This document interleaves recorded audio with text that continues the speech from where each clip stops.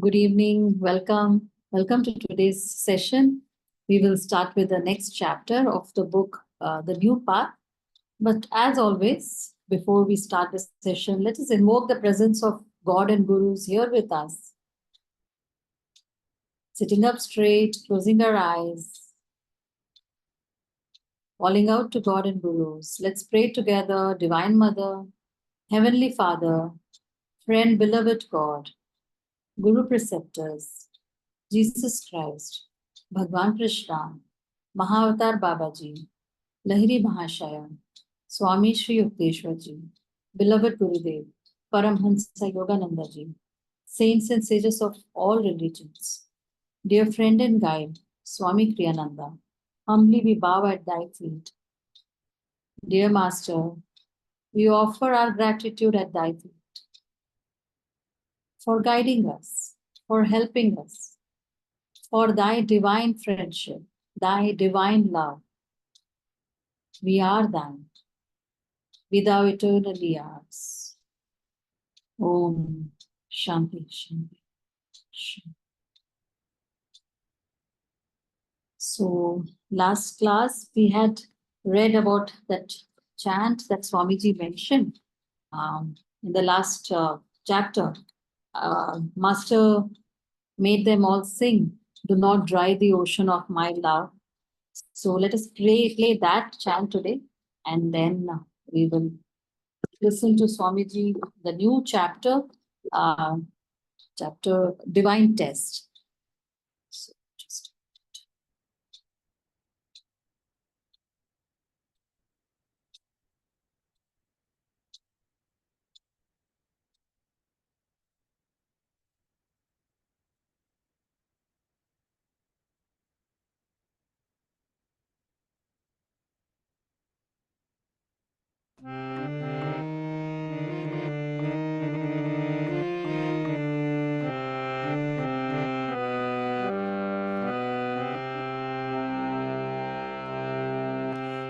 Do not dry the ocean of my love with the fires of my desires, with the fires of my restlessness.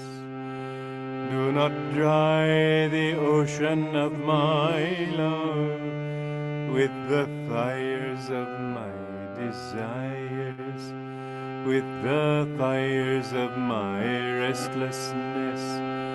For thee I cry, for thee I weep, for thee I cry, for thee I weep. I'll cry no more, thou mine evermore. I'll cry no more, thou mine evermore. Thee I find behind the fringe of my mind. Thee I find behind the fringe of my mind. Hide no more, Lord, hide no more. Hide no more, Lord, hide no more. Leave me not, Ma, leave me no more. Leave me not, Ma, leave me no more. Do not dry the ocean of my love with the fires of my desires, with the fires of my restlessness. Do not dry the ocean of my love with the fires of my desires, with the fires of my restlessness.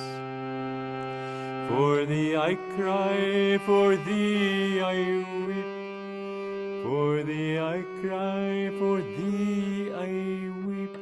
I'll cry no more, thou mine evermore. I'll cry no more, thou mine evermore. Thee I find behind the fringe of my love. Thee I find behind the fringe of my love. Hide no more, Lord,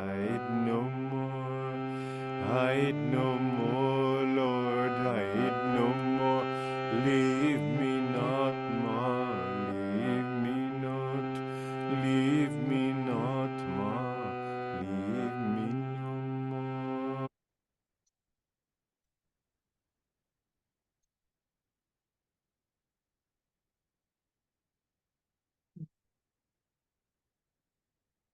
So, this is a pretty long chapter. Again, we will only be able to do maybe half of it and cover the next in the next session. So, from the last chapter where Master said, I'm like a gardener with all those souls who come to me, I tend to them, I take care of them. Till all of us manifest our highest potential, the beauty of who we really are. So,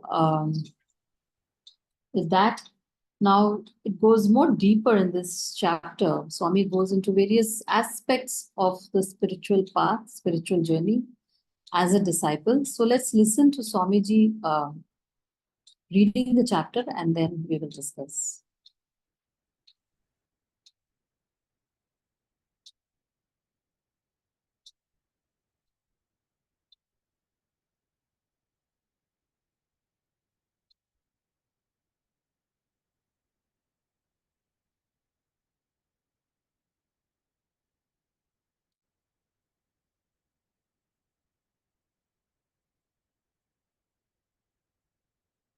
Chapter 30, A Divine Test.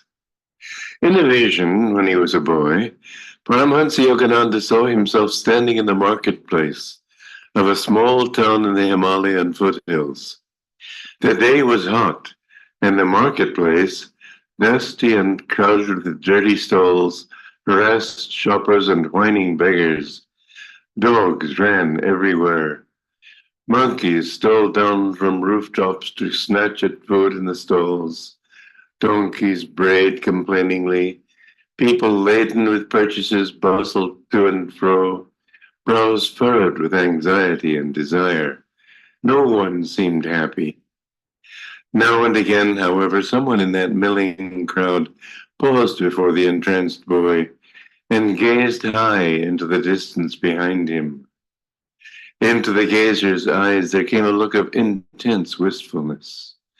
Then, after a few moments, he would turn away with a weary sigh and exclaim, "Oh, but it's much too high for me." Lowering his gaze, he returned to the hot and dusty marketplace. After this sequence had repeated itself several times, Yogananda turned to see what it was that had held so much appeal for those people. And there, rising high above him, he beheld a lofty mountain, verdant, serene, beautiful. An absolute contrast it was to everything in this hubbub of noise and confusion. On the mountain top there was a large, exquisitely lovely garden, its lawns green gold, its flowers many-hued. The boy yearned to climb the mountain and enter that earthly paradise. Reflecting then on the difficulty of the climb, he thought, as had the others, but it's much too high for me. Weighing his words then, he rejected them scornfully. It may be too high to ascend with a single leap, but at least I can put one foot in front of the other. Even to fail in the attempt would, he decided, be infinitely preferable to existence in this showcase of human misery. Step by step, determinedly, he set out. At last he reached and entered the heavenly garden. For Master, this vision symbolized a predicament common to every person with high aspirations. Indeed, I wonder whether all men do not fret, at least sometimes, at the restrictions the human body places on them, with its constant demands for sustenance, rest, and protection. Man longs instinctively for a life freed from competition and worry, freed from hatred and violence, freed from the need for constant care. Few people, alas, even suspect that such a state exists and can be found. Of those, moreover, who do harbor such hopes, most turn away with a sigh, saying, "But it's much too high for me." How very, very few take up the path in earnest. Out of 1,000, Krishna says in the Bhagavad Gita, one seeks me. Yet the path is not really so difficult for those who will but take it one step at a time. As Jesus put it, sufficient unto the day is the evil thereof. Footnote Matthew 6:34. How is it, I have often asked myself, marveling, that so few Christians realize what a delightful, if sometimes incisive, sense of humor Jesus had? Back to the text. And as Paramahansa Yogananda often said, a quote I have mentioned earlier in this book, "The saint is a sinner who never gave up." The spiritual path requires courage and dedication and the absolute conviction that only God can ever satisfy the soul's yearning for true happiness. Those who take up the path for what Yogananda called its glamour, expecting only blissful visions and a comfortable mossy trail strewn with rose blossoms of divine consolation, become discouraged when they find how often God neglects the moss and roses in favor of thorns. For those, however, who cling to their purpose with devotion, taking the path calmly one day at a time, no test is ever too great. Obstructions are seen then as blessings, for they provide the strength one needs to reach the heights. I got an opportunity to learn something about spiritual obstructions during the early months of 1950.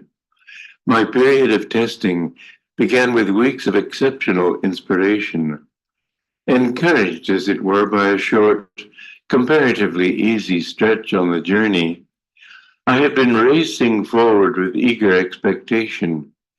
Now, all of a sudden, I found myself brought joltingly to a halt at the foot of a high cliff.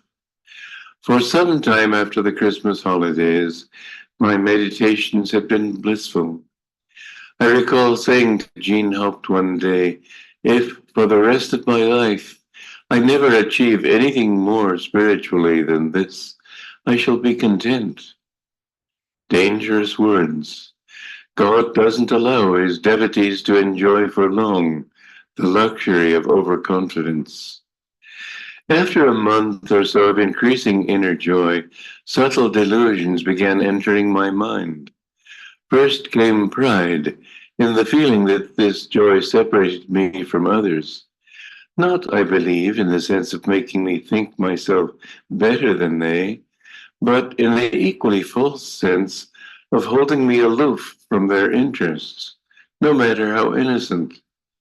This state of consciousness masqueraded as wisdom, but in fact it was born of my spiritual inexperience. For the devotee should learn to see God outside himself as well as inside, outside especially in wholesome activities and in the beauties of this world. The world we live in is God's world, after all. To reject it is, in a sense, to reject him.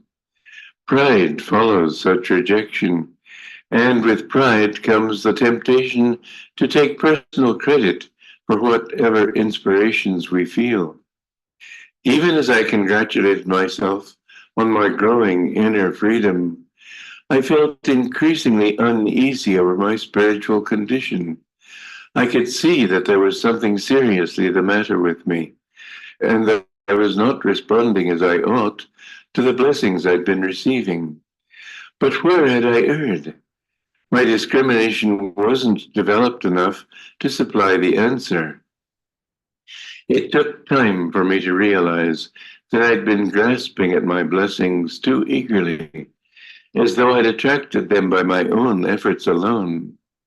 I had thought of myself as flying by my own strength, forgetting that to soar high, the devotee must allow himself to be lifted on breezes of God's grace. From pride, there developed increasing tension in my spiritual efforts. And then, realizing that what I needed was to be more humble, more inwardly receptive, I began trying too urgently, too almost presumptuously, to offer myself up to God's will. I grasped at his guidance as I had been grasping at joy. What do you want of me, Lord? I prayed. I'll do anything for you. I tried imagining what demands he might make of me, then pictured myself following them to the last letter. In my overeagerness, those imagined demands gradually multiplied until their sheer number defied comprehension. Don't sit here, don't go there, don't eat this, don't say that. I fell a prey to what the Roman Catholics call scrupulosity. No longer was there joy in my self-offering, scarcely even comprehending that I was playing this drama entirely in my own mind. I began to look upon God almost as a tyrant. His demands seemed hopelessly unreasonable. I failed to notice that he had never actually made any of them. Walter is so confused, Master exclaimed one afternoon to Vera Brown. Several more times that day, he shook his head wonderingly. Walter is so confused. Then, almost as if to reassure himself, he added, but he will get there. At about this time, Master went for seclusion to 29 Palms to complete his commentary on the Bhagavad Gita. He took me with him. I asked Divine Mother whom I should take, he told me, and your face, Walter, appeared before me. I asked her twice more to make sure, and each time your face appeared. I hoped that weeks spent in Master's company would banish the turmoil that had been building within me. At his desert retreat, it was wonderful to listen to him as he worked on his writings. The ease with which inspiration came to him was extraordinary. He would simply look up into the spiritual eye, then begin speaking with hardly a pause, while his secretary, Dorothy Taylor, raced to keep up with him on the typewriter. The deepest insights poured from his lips effortlessly. I got to spend several days at Master's place, listening to him dictate. After that, he instructed me to stay at the monk's retreat and go through the old SRF magazines, clipping out his Gita commentaries and, quote, editing them. Editing? I knew this particular assignment had already been given to a senior disciple, Laurie Pratt. How carefully do you want me to edit, sir? Just edit, he replied vaguely, gazing at me reflectively. Then, with urgency, he continued, work like lightning. There is no time to be wasted. But, he spoke sternly, don't change a word. Edit like lightning and not change a word? To my spiritual confusion was now added the problem that I hadn't the remotest idea what he wanted me to do. Master instructed me to remain in seclusion and devote myself, quote, with all possible speed to my job of, quote, editing. Since I'd gone to the desert with high hopes of spending every day with him, it was particularly distressing now to find myself left not only completely alone, but in utter confusion. I was unaccustomed to a complete solitude and felt abandoned. Intense moods began to assail me. At times I would fall into bleak despair, actually collapsing onto my bed and staring helplessly at the ceiling. Every evening I told myself, this simply can't go on for another day. But it did go on, day after day for 3 long months.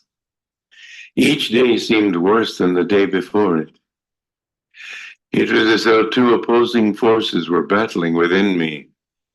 Bravely, I tried to give strength to the good side by meditating several hours daily.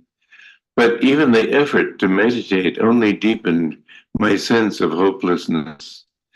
During the daylight hours, I tried to lose myself in the task I'd been given. My despair, however, at not even knowing what I was supposed to be doing, made absorption in the task difficult. My so called editing job seemed to me like the labors of Sisyphus.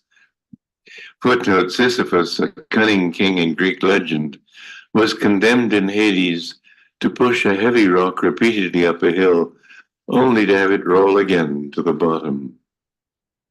Master once told an audience, "I used to think Satan was only a human invention, but now I know, and add my testimony to that of all those who have gone before me, that Satan is a reality.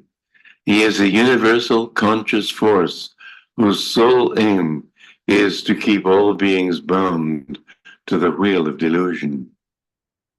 What I felt now was that God and Satan, at war inside me, were beating me up in their efforts to get at one another. It was not that I had the slightest wish to return to a worldly life. That desire, with God's grace, since I first set foot on the spiritual path, has never for an instant entered my heart. What was happening rather was that while I longed for inner peace, I found myself unaccountably terrified of it, and of going deep in meditation where alone true peace can be found. The reader may see in my psychological ferment ample explanation for my feeling of helplessness, without this added plea that forces greater than myself were belaboring me.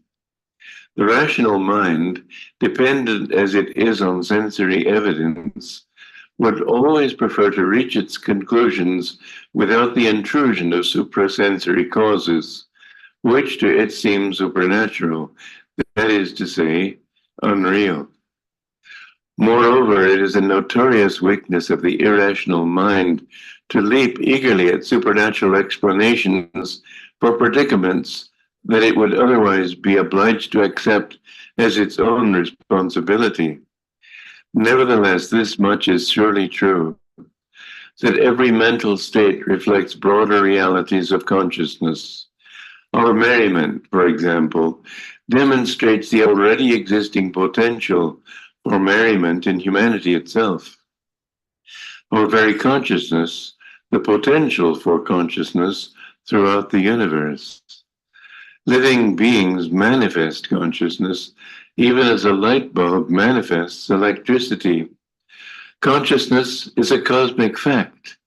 Man only tunes into and expresses limited aspects of consciousness. His thoughts are never solitary cries flung into a cosmic void. Like birds rather riding on a wind, his thoughts are supported and further influenced by whatever stream of consciousness they enter.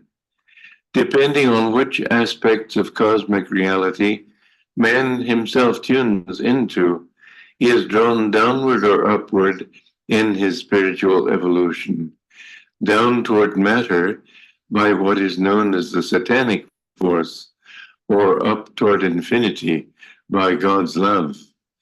There are beings both in this world and the next that act more or less consciously as agents for these divine or satanic forces.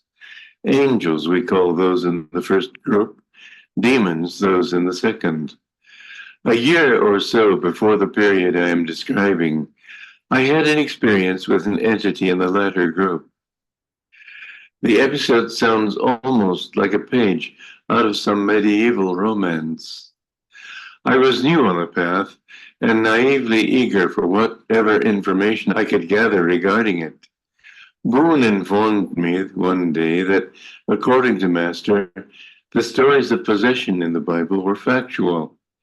He went on to describe a strange experience he himself had once had with a demonic entity that had tried to possess him.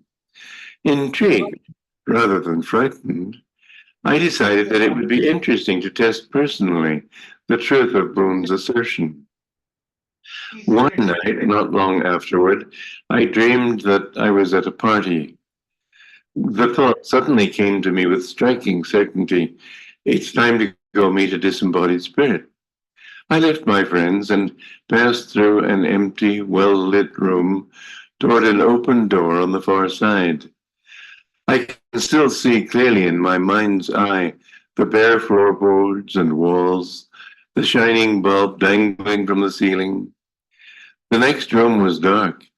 Here I knew I was to meet the disincarnate entity. Momentarily apprehensive, I reached out to switch on the light. Then I rebuked myself, thinking, "Don't be a coward," and pulled back. "How will you learn what all this is about," I asked myself, "if you don't dare face it?" And so, leaving the room dark, I stood in the center of it and called out, "Come." Here comes the Gothic part of my story. The following day, Jean Haupt told me that he had been awakened at about the same time of night by a loud, fierce pounding on his door. "Oh, what is it?" he quailed. A deep, rough voice loudly demanded, "Who's in there?" "Jean." "Oh, Jean Haupt." By now, Jean was thoroughly frightened. "I don't want you. I want Don Walters." Whoever or whatever it was stormed noisily out of the building. Shortly after that, it must have been, when my own strange experience began. "Come." As I called out, the floor beneath me began to heave in wave-like movements. An instant later, I found myself being drawn out of my body and out the window into a sort of gray mist. A peculiar aspect of Om, not at all pleasant, resounded loudly all around me. This was evidently not going to be a spiritually uplifting experience. Discrimination, however, was not my strong point that night. How interesting, I thought, going along with events to see where they led. Presently, some powerful force pitted itself against me. It seemed determined to rob me of my conscious awareness. I struggled to resist, but the opposing will was strong. I wasn't at all sure I would win. I quickly decided I'd better stop playing such a risky game. "Master," I cried urgently. Instantly, the experience ended. The sound ceased. Back again in my body, I sat up in bed, fully awake. Later that day, I asked Master if this had been a true experience. "Yes, it was. Such things sometimes happen on the path." He added, "Don't be afraid of them." How could one be afraid, I thought, after such a demonstration of the Guru's omniscient protection? I omitted something in telling this story in the first edition of this book, owing either to my own inability to understand it or to my fear lest it take my readers or listeners out of their depths of comprehension. What happened first in our conversation was that Master asked me to describe what had happened. At that point, a question arose in my mind. I said, "Sir, didn't you know about it?" As if brushing the question aside, he replied brusquely, "When you are one with God, you become God." Was such a thing possible? What he'd said seemed inconceivable. Yet what can be left once the ego has been demolished? Logically, there can remain only God. Master in his divine self had been fully aware of my experience.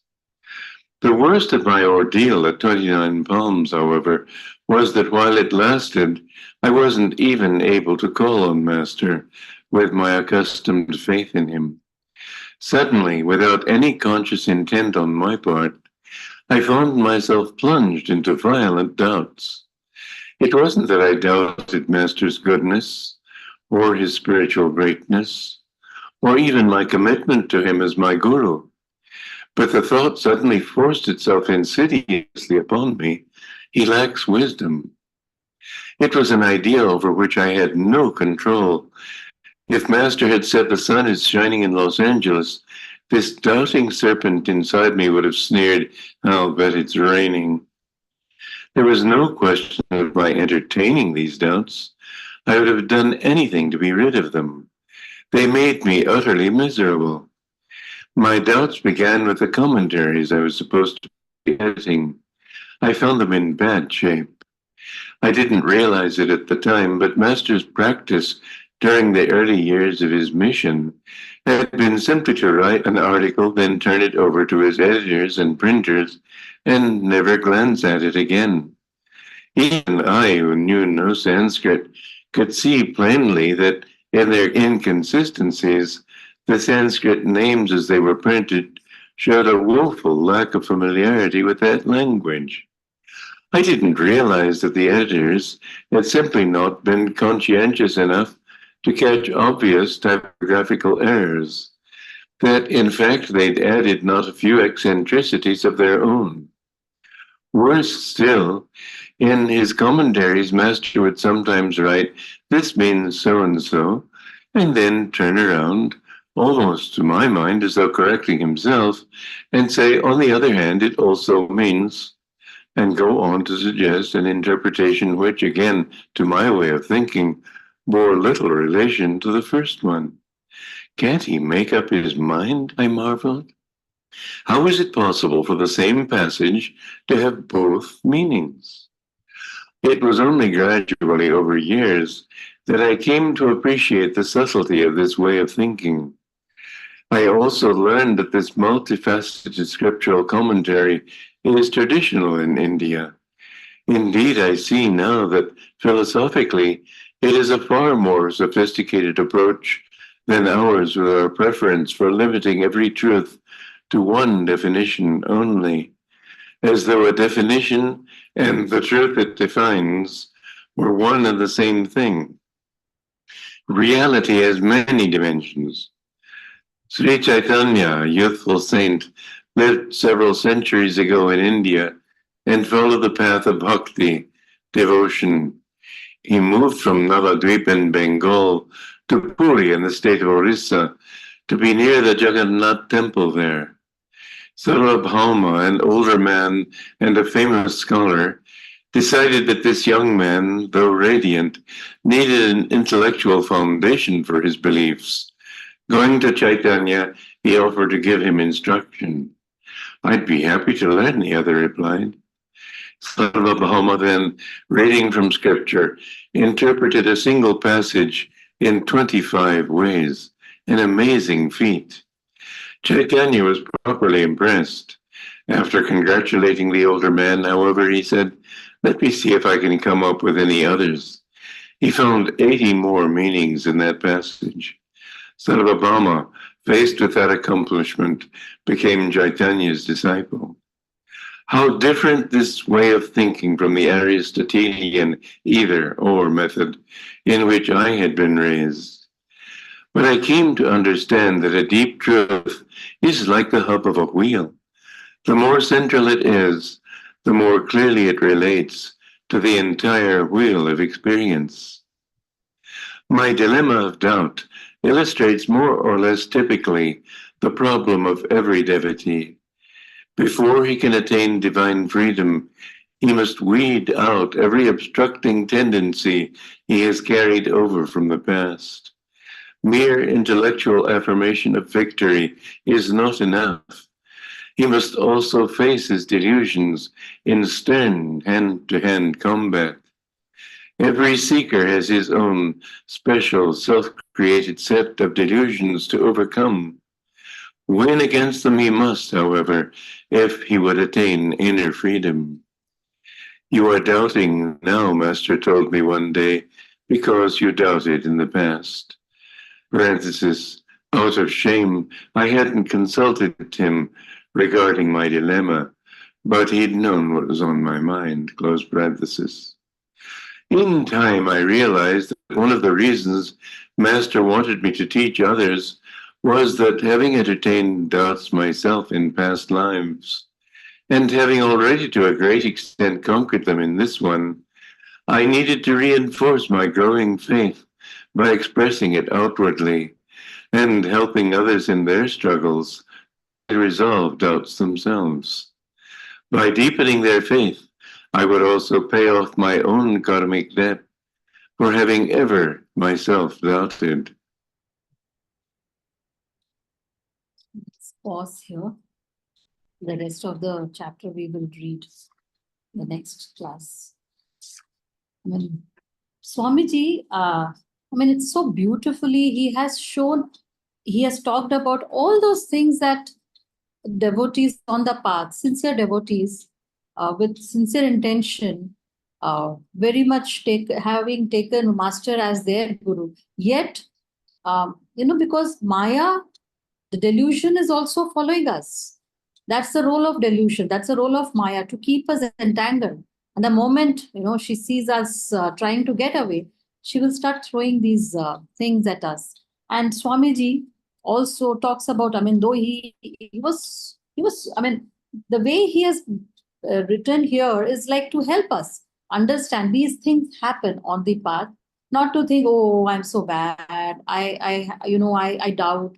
I have, all of us have our own set of delusions, and then we start beating ourselves in our mind, saying that, oh, I'm so bad, I'm not right for this path, what would master think about me?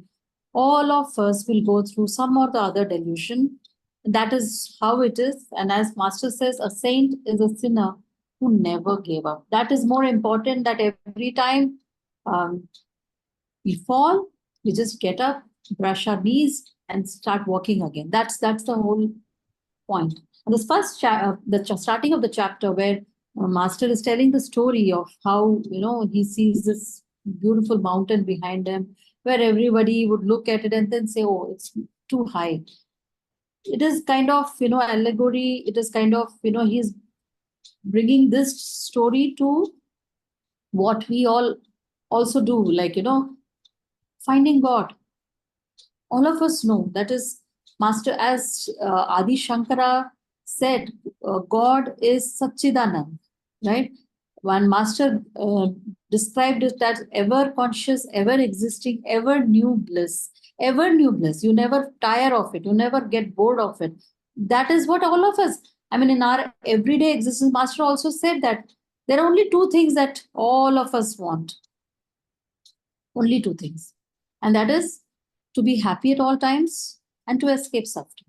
These are the only two things that all of us want. To be happy at all times is what we want. We know that is what we want. Yet, all of us say, oh, but to achieve that is much too high for me. It's like that mountain.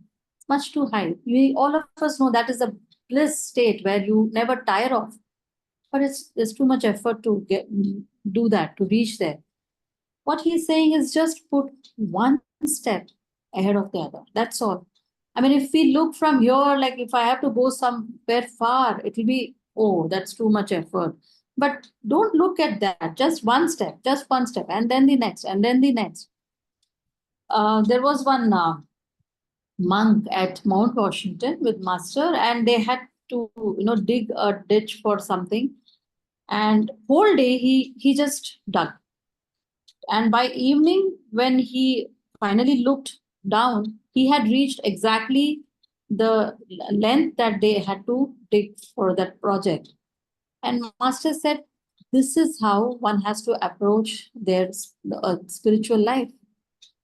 Not keep looking, oh, how much have I reached? Does it even work? Am I even meditating well? Oh, this is even working? Rather than just doing your part one step at a time. That's all. The destination might be far or might be right here. Doesn't matter. Like, I think it was Chaitanya Mahaprabhu only.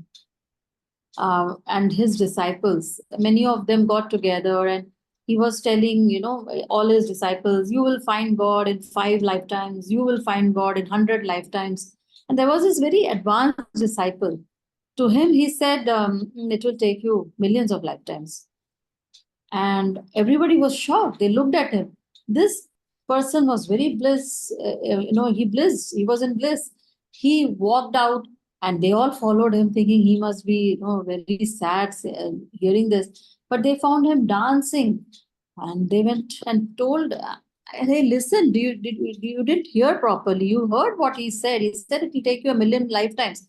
He said, yeah, but did you hear what he said? He said, I will find God. That's all. That is all that matters. And that is when the Guru came, and it was a test. It was a test for him. At that moment, he touched him on his spiritual life and he found God then and there. So, not to look at the distance, but just doing one thing at a time. Just focusing on what is there in front of us. That is the most important aspect. Here, Swamiji writes that indeed, I wonder whether all men do not fret at least sometimes at the restrictions the human body places on them with its constant demands for sustenance, rest, and protection. In Hindi, we say roti, kapda, makan. That is all the life is all about, right? Everybody is running after that. And the whole trouble is it is not just about roti, kapda, makan. Roti then becomes paratha, then it becomes pizzas, then it becomes gourmet food, organic food, fine dining, and kapda becomes, the fashionable. If I'm not wearing the best of brands, then, it's not worth it. And makan again becomes, bigger makans and mansions and what not. So it keeps us bound all the time.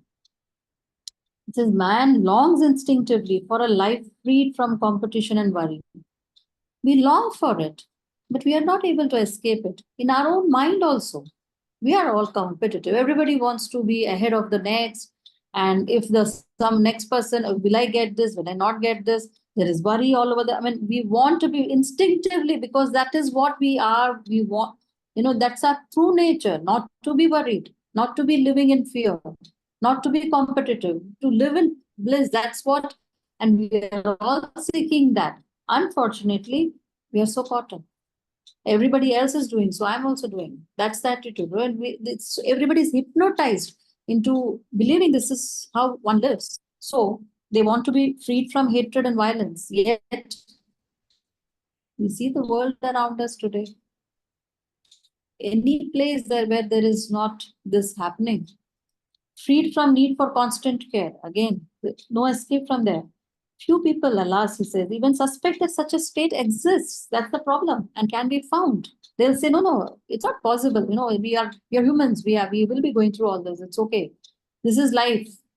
This is how people, because they don't know that it is achievable in this lifetime itself, if only we want it. This is of those, moreover, who do harbor such hopes, most turn away by saying, but it's much too high for me. How very, very few take up the path in earnest. In Krishna, in Bhagavad Gita, he said, out of 1,000, one seeks me. In fact, he went on to say that out of 1,000, one seeks me. Out of 1,000 who seek me, one finds me. That's it seems to be a very difficult thing when he says that. But Master said, our percentages are better. How much better, I don't know, but this is what Master said. Our percentages are better. So here, he says, yet the path is not really so difficult for those who will but take it one step at a time. Very, very important lesson for all of us. Not to fret too much, just, when we are meditating, we just meditate. I mean, when we are doing energization, we just do energization. Not trying to say, oh, now I have to do this, I have to do this. Just do this. Just do this. And as we progress, we keep adding to it, keep extending the meditation time, but not to get too worked up about these things. As Paramahansa Yogananda says, a saint is a sinner who never gave. The whole point is, I can't do this. They don't get into that. Okay, I didn't do it. Not to beat ourselves with that, but to just pick up and, I didn't meditate for 2 days. Oh, I didn't meditate. What happens is people then let go of it. One day they leave, second day they feel, oh, I haven't been meditating. Third day, they don't even feel it. Oh, I haven't been meditating. 1 week down the line, it just goes off. The whole point is the moment it's okay, you didn't meditate 2 days. Third day, just pick it up. Pick it up from where you left off. A saint is a sinner who never gives up. So, and one step, these are very, very important points that Swamiji has given us. He says the spiritual path requires courage, dedication, and absolute conviction that only God can ever satisfy the soul's yearning for true happiness. In the last chapter, Master had said that when somebody asked what are the important qualities on the spiritual path, he said deep sincerity and devotion, right? And here Swamiji is adding more to it. Again, deep sincerity, dedication, courage. Why courage? If I have to find God, I need devotion. Yes. Why courage? It takes a lot. As here Master has written that those who come to the path for what Yogananda called its glamour, miracles will happen and God will come in front of me. I'll see visions. And he says those who come for its glamour, expecting only blissful visions and a comfortable mossy trail strewn with rose blossoms of divine consolation, he says they become discouraged. They find how often God neglects the moss and roses in favor of thorns. For those, however, who cling to their purpose with devotion, taking the path calmly, one day at a time, no test is ever too great. We have, full faith in God. What does He want? He wants us to be free. He will test us. I mean, there's this sweet story. And he goes on to obstructions are seen then as blessings for those for they provide the strength one needs to reach the heights. We don't find, right, when we see a saint, they're not meek people, right? They're very powerful people. It takes a lot to reach there. We don't find meek saints, right? Sri Yukteswar Master used to say that a lion-like saints will come out of India. So here when he's talking about, God neglects the moss and of roses in favor of thorns. Hello. Okay. So there's a story of Saint Teresa of Avila, where she and the other nuns were going somewhere, and there was suddenly this water just rose, and they were all they washed away. And they thought that many people, they started looking for her. They couldn't find her. They thought they have lost her. And she might have been drowned or something. But she was washed away on the other shore. And there she saw Jesus. And Jesus said, he was smiling at her. And he said, this is how I treat my friends. And she said, that's why you have so few, Lord. So he tests, but he's always there with us. He's never abandoned us, right? When we have absolute faith, then he also gives us the courage. As Master said, that colossal suffering I take away. But what tests he allows to come to us are the ones that will help us to progress on the spiritual path. Those are the tests that one has to face, and when God and Guru is there with us, he gives us the courage to face it too. So, and Swamiji then talks about, his own period, where the moment he said, all of us have that, right? Just when we feel, oh, I have been, the last 2-3 days, the meditation has been excellent. 4th day, it's like gone. So similarly, for Swamiji also it happened when he thought that, he was in a blissful state. And he said, oh, it's okay if I don't have any more spiritual experiences. It says, it went away, right? Within a month or so of increasing inner joy, he said, subtle delusions began entering my mind. How the mind plays, things, how the delusion can really have an impact on us, on our spirit. So it's very important to hold on to the faith. That's what it's called. He said that courage is required to really fight it out, because it's a very strong force. Delusion, like we will read about it where Master talks about Satan. We will go up there. He says first came pride. And where did that pride come from? Just because he was having good experiences. So he was like, feeling, he says, not exactly like I'm much more than you guys types, but just that what they are into doesn't interest me anymore. I have moved on from all this. And so he rejected the people around him, rejected the world around him. And in that rejection, he says, to reject it is in a sense to reject him, God, right? Because he has created this world. So how can anything not be good enough for us? So then, the pride follows. Pride follows such rejection, and with pride comes the temptation to take personal credit for whatever inspirations we feel. So if we meditated well, we feel, I meditated so well. Or if some inspiration comes to us, we say, I started attracting, I have understood it all. I'm so wise. So these things happen. So this is very dangerous, this delusion. Master said that somebody who is a yogi who's achieved Savikalp Samadhi. There's Savikalp Samadhi where you touch that inner bliss, and you're still back, and you'll still not completely overcome the ego. And then Nirvikalp Samadhi is when you are completely transcended, you have transcended the ego. Master said that the yogi can fall from that state also of Savikalp Samadhi. So it is not so easy, that I have achieved that, because it becomes more dangerous, because they feel, I have reached that state where I was in Samadhi, and then the fall happens because the ego is boosted. So it's a very tricky thing not to take too much credit on ourselves, that I have achieved, I have found an answer to this, I received an answer, I did this. So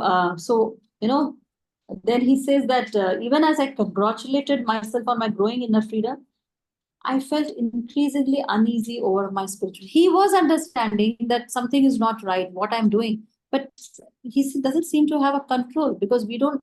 When we get into that state, when that force takes over, it's a force, right? The satanic force or the delusion or Maya, we don't have a control. It has its own momentum. So how do we break? He will tell us about that later also. So he says it took time for me to realize that I had been grasping at my blessings too eagerly, as I had attracted them by my own efforts. We have to put in our efforts. It's not like only, I have become a disciple of Yogananda, now Yogananda will do everything. He will do as long as we are cooperating. We have to do our part. But at the same time, if we start saying, I am doing it, and everything that's coming to me is because I am doing it, is where we get into that loop. He says, I had thought of myself as flying by my own strength, forgetting that to soar high, the devotee must allow himself to be lifted on breezes of God's grace. Like how a bird flies, right? The air gives it that lift, right? That is how God's grace, Guru's grace is what gives us a lift. We have to realize we have to flutter our wings, but the lift will be given by the Guru. We should never forget that. Like last class also we had spoken, when Master would often tell Raj Rishi Janakananda, don't forget where your power comes from. And he would say, no, Master, I know it comes from you. So this is something we have to be very careful about. Always remembering that what the inspiration coming, if it's a good meditation, even if it is not such a good meditation, it is all given by Guru. Be grateful, being grateful to him. Always understanding that it is his power that will propel us forward. So he says, from pride, there developed increasing tension. So tension, what is, the state of bliss, or that Satchidanand, is complete relaxation, right? When the tension is there, we cannot relax. We cannot go deeper in our meditations as long as there is any tension. So he says, from pride, there developed increasing tension in my spiritual efforts. And then realizing that what I needed was to be more humble, more inwardly receptive. And he says, I began trying too urgently, too almost presumptuously to offer myself up to God's will. I grasped at his guidance as I have always got. So he was like, I have to do this. I have to be humble. I have to be. What should I? Once he asked Swamiji, then I'm sure he must have asked during this phase only to Master, why am I? Why is this happening? Am I not, trying hard enough? And Master said, it's because you're trying too hard. So, when you're trying too hard, then tension comes. When tension is there, we cannot relax. So, the whole point of meditation is going into the absolute relaxation. So he says, and he's like, he's saying, what do you want of me, Lord? I'll do anything for you. And then he says, then it started, the subconscious mind takes over. Don't sit here, don't do that, don't do. And he's thinking that, it's God telling me to. God doesn't tell all this to us.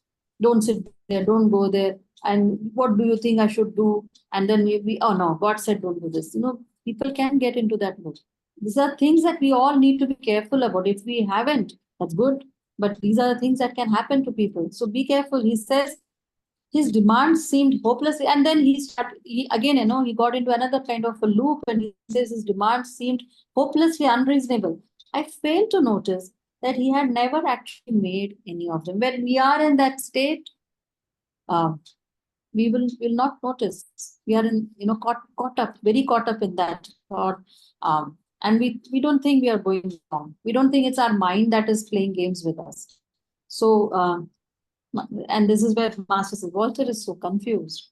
And he says several times that day he shook his head one day. Walter is so confused. But he will get there. Why? How? Because his master knows that he is sincere. Swamiji is trying, but he's trying too hard. But he will get there because he is still trying to tune to me. And master, he has taken, his faith is absolute. So his devotion is there to master. So and master will help, right? So he will get there. And then he takes him to 29 Palms, that desert retreat where he used to go, have some seclusion where he can write the books and all. This is like, the divine, he's like the divine mother, right? A mother, when the child is not feeling too well or something, she will keep the kid close to her. That is exactly what master is doing at this point. Then Swamiji is going through, his turmoil. Okay, there's so, if you have the book, please do read those letters that master has written to Swamiji, how to go about it, what to do. So precisely he has given, go for a walk, take a break, eat, sleep so many hours. Do read that. So, and then he gave him another challenge, saying that edit the Bhagavad Gita, work like a lightning, don't change a word. Again, Swamiji is confused because he was already in that state, right? He was caught up in that state. So he thought, what is this? He's saying edit. If I have to edit, how can I not change a word? So he's now starting to even doubt master. Like, he's saying that he thought that he doesn't have much wisdom. He was getting into moods. He's utter confusion. And he's not even, he finds what kind of a project is this? So he's day in, day out, just lost 3 months, he's saying, where there are two opposing forces, he says, they're working on me, God and Satan. Where master said, I used to think Satan was only a human invention, but he is a universal conscious force whose sole aim is to keep all beings bound to the wheel of delusion. So this is what it is. God is like that, is a force that is pulling us towards him through the force of love. And to keep this creation going, Satan, Maya, the Christian tradition calls that Satan, and we say Maya. Maya is a definite force that is pulling away. And the more, which force do we want to be with? If we allow Maya to take us away, then we will, and there is no end to the depths that one can fall. So these are the pitfalls on the path that one has to be very careful about. He said, what I felt now was that God and Swamiji was going through that turmoil, where he felt, there was this constant pull. He had faith in master, but yet, there were these doubts that were assailing. There was this confusion. Why? Because he was not really tuning into master, what he was saying. What master meant really.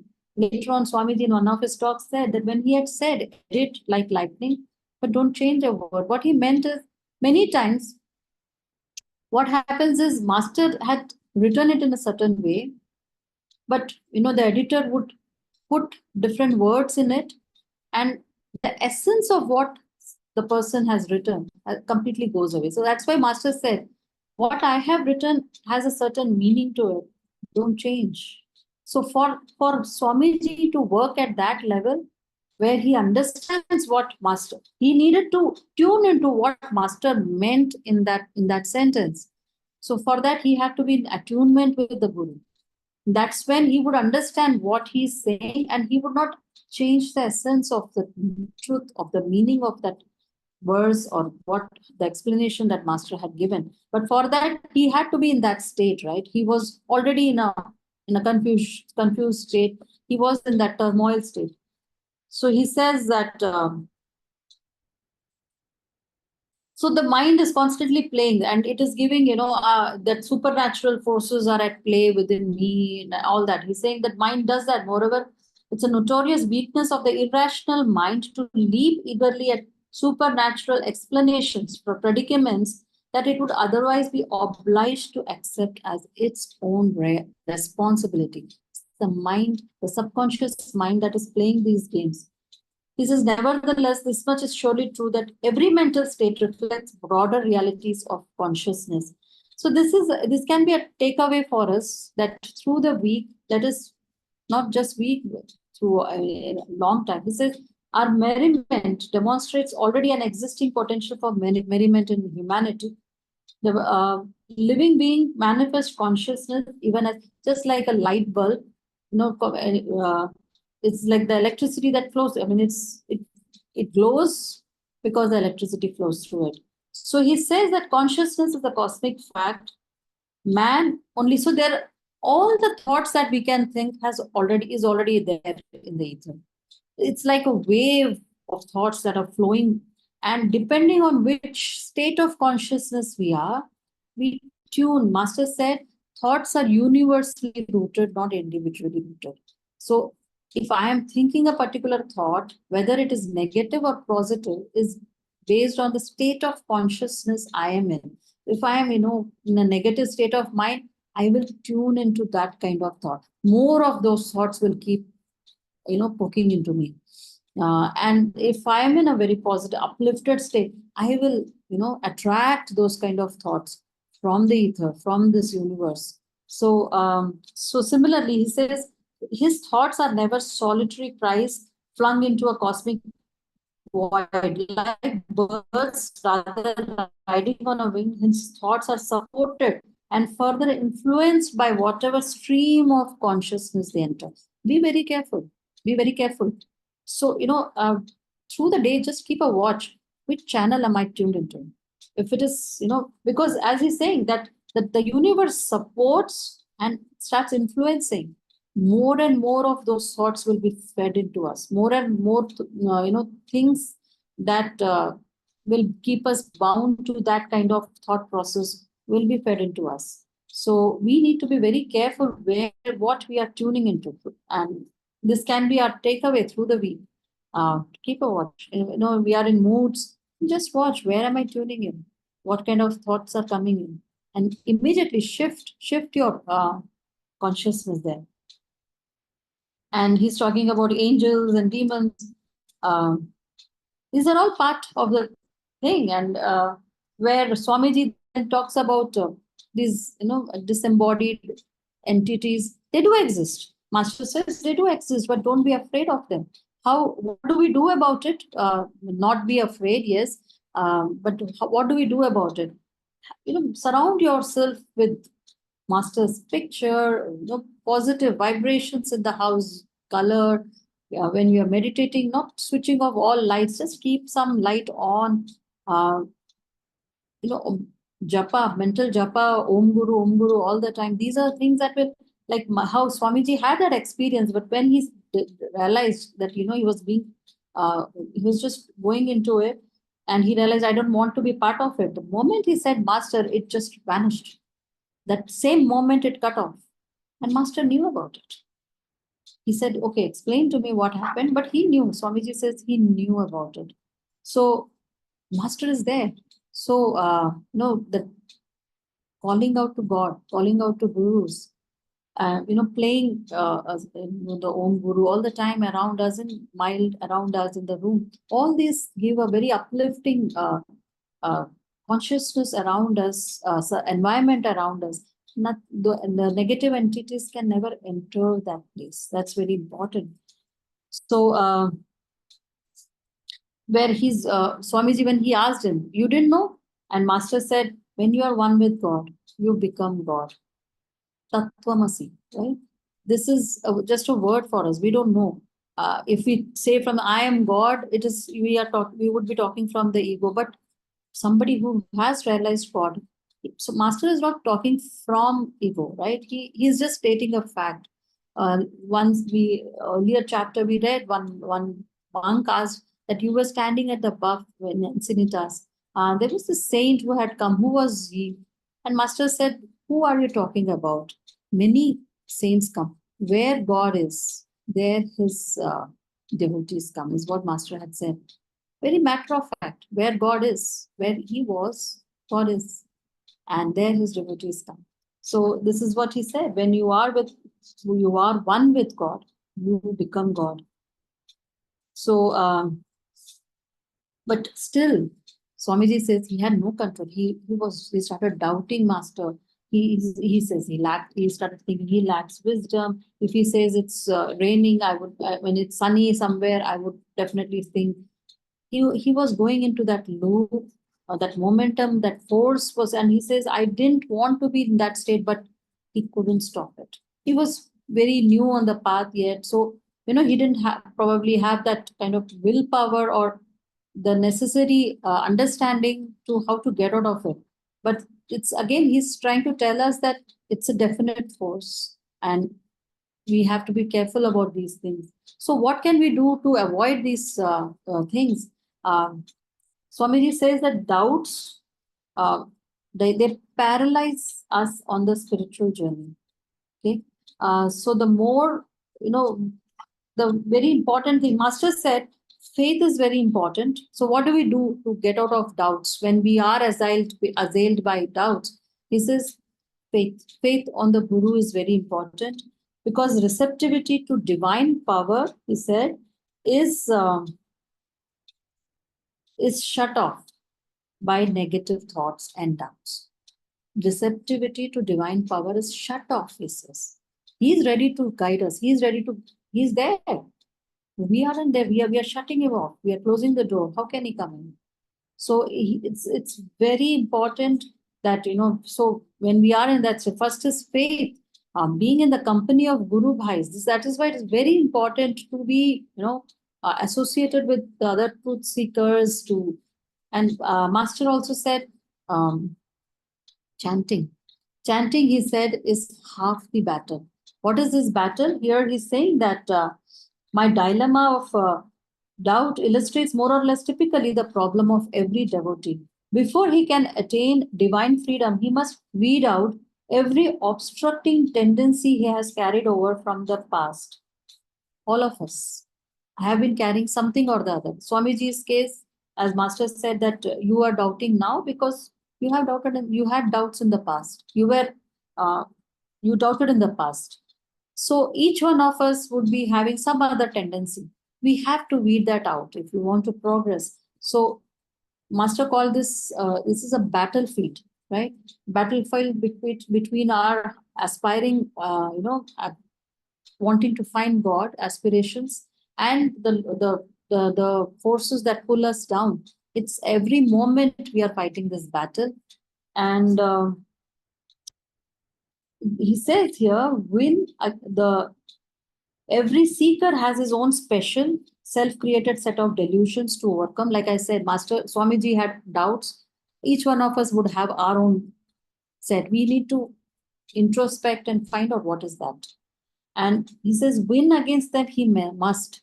However, if he would attain inner freedom. Master said, the battle has to be won.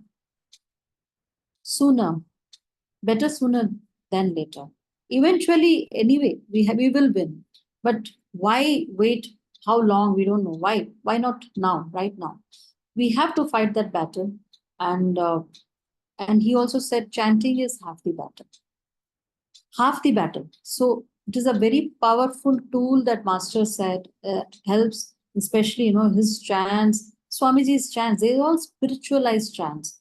What we mean by spiritualized stance is Swamiji or Master have sung it again and again till they have, received a divine answer.